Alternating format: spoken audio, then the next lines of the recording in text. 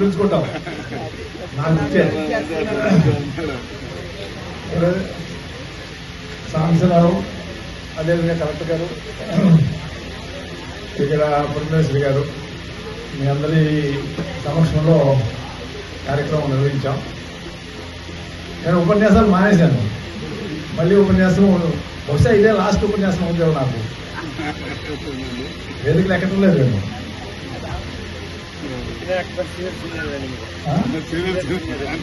నేను కానీ నేను ఒక మాట చెప్పి ముగిస్తాను. ఒక మాట అది ఎటు వెళ్తుందో నాకు తెలియదు, నాకు కంట్రోల్ ఉంటుందో తెలియదు. నేను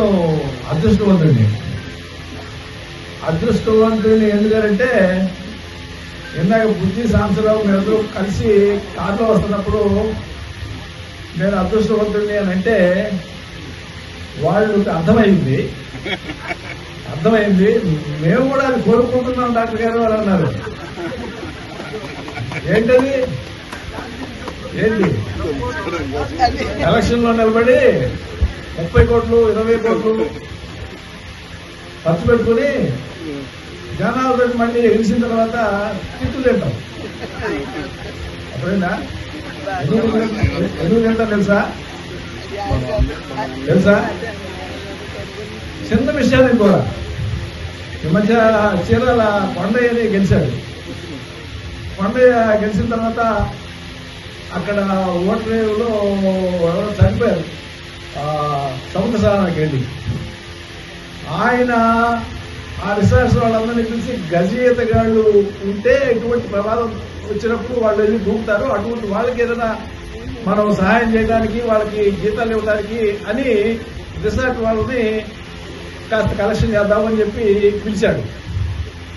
పిలిచి అయ్యా మీరు రిసార్ట్కి ఏదో 2000, 3000, 5000 ఇచ్చే వాటిని పెట్టి జీతాలు ఇద్దాము, వాళ్ళని పెడదాము, ఈ సమస్య చేస్తాము అని ఆయన ఒక మంచి ఉద్దేశంతో చెప్తే ఈ కొండయ్య వచ్చి రిసార్ట్స్ అడతాం కదా అంతా కూడా డబ్బులు తీసుకుంటున్నాడు అని మొదలుపెట్టారు.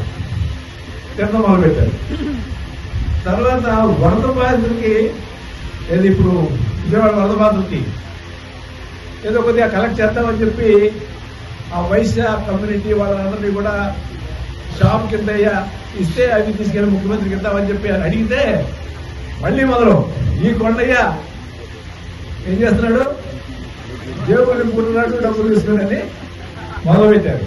అవునా? 20 కోట్లు 30 కోట్లు ఖర్చు పెట్టి గెలిచి ఏదో సహాయం చేద్దామని చెప్పి వస్తే ఈ డబ్బులు తింటున్నాడు తిట్లు అప్పుడే మొదలు పెట్టాడు. దీనికి తోడు కొట్టుంటుంది. ఇదిగో ఇది ఉన్నారు ఈ పేపర్లో రెడీగా ఉంటారు. ఈ పేపర్లో చేసేదంటే పని, ఈ పేపర్లో యజమాన్యాలు ఇలా డబ్బులు ఎవరు, వీళ్ళు జీతాలు ఎవరు, వీళ్ళు పోయి బజార్ను పడండి అంటారు. ఏం చేస్తారు పాపం వీళ్ళు పోయి ఇదిగో ఆ కొండ డబ్బులు తీసుకుంటున్నాడు, లేకపోతే ఇంకొక డబ్బులు తీసుకుంటున్నాడు అని మొదలు పెడతారు.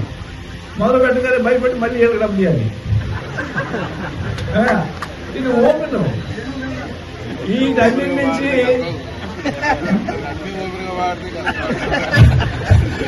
అంటే సాంసలు ఏమంటాడంటే రాజకీయాల్లో మీరైతే ఓపిక పడేది మీరు మాట్లాడలేము, మా ఉద్దేశం కూడా అదే.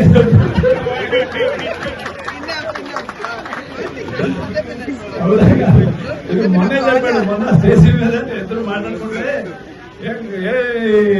సాంసరా ఎంత డబ్బు అయిందనంటే ఎంత అయింది సార్, ఎన్ని అప్పులు చేశామంటే అప్పులు చేశాను సార్, అన్నాడు సార్, ఇంకా ఉన్నాయి సార్ అన్నాడు. అంటే మీరేమో నేను అంతకుముందు స్టేట్మెంట్ ఇచ్చా, గెలిచినాడేమో టికెట్ దొరకనాడు అదృష్టం అని చెప్పి.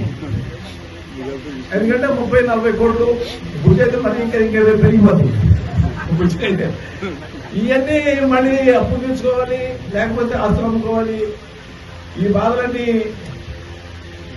ఉన్నాయి సార్. మీరు బయటికి చెప్తారు, మేము బయటికి చెప్పుకోలేము అని మా ఇద్దరు మధ్య డిస్కషన్. జనం ఏదో ఇద్దరు మాట్లాడుకుంటున్నారు.